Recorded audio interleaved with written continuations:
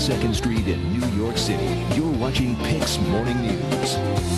All right, let's talk about the human body. It has about 206 bones, if you didn't know, and it's important, that we care for them so they last a lifetime. Yeah, you need those bones, don't you? With the news of Alex Rodriguez and Tiger Woods having bone health issues, it makes one wonder if it could actually happen to active, healthy people. Why not the average Joe?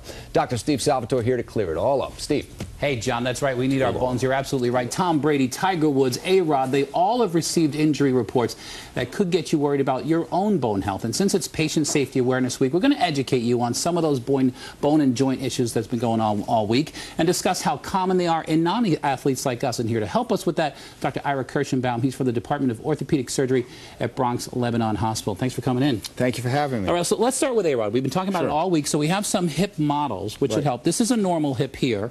So talk to me about this one. What are we seeing here? Well, what we're seeing right here is the pelvis and the femur bone. Right. The pelvis and the femur bone make up the hip joint. This ring around the ball and socket is called a labrum. Right, and in A-Rod's case, he tore that, and that's what we see in this one over here. Slide that camera over right there, right? Right, that's right. I'm going to mark out exactly the first stage of A-Rod's problem. The first, he had a tear of this labrum, which is the ring. And maybe you can see me lift that up. Right. And what the surgeons did initially, they literally just cut out that torn ring piece. So that wouldn't bother him, but that's just the beginning of his problems. Right, because he had some other problems. He had a cyst, which we have a picture of over here, which they drained. But the big thing you were saying to me earlier is he has 2 forms of impingement. So let's talk about that. Sure. The main problem that A-Rod has is really an osteoarthritis, or very early arthritis of the hip joint. The name is called Femoral Acetabular impingement, which is a very fancy name for having some extra bone where you should not have extra bone. This area in blue shows exactly what he has. He has bone on the top of his joint and bone at the ball and socket.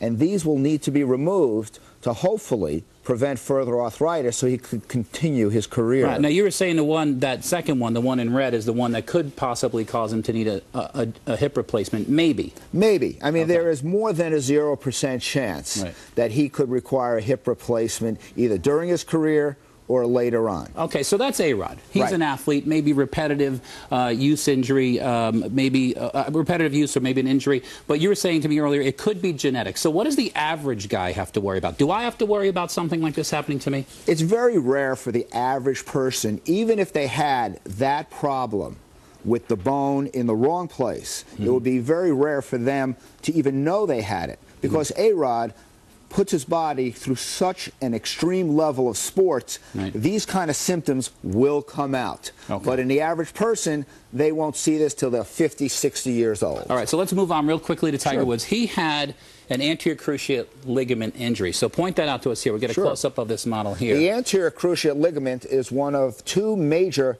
crisscross ligaments inside the joint. And he had what is a very common injury, which is a complete rupture of this ligament. Okay, so real quick, what does the average person need to know about ACL injury so they don't have one themselves? Well, it's almost an injury you can't avoid. It's very common, and it's usually dependent upon the level of sport.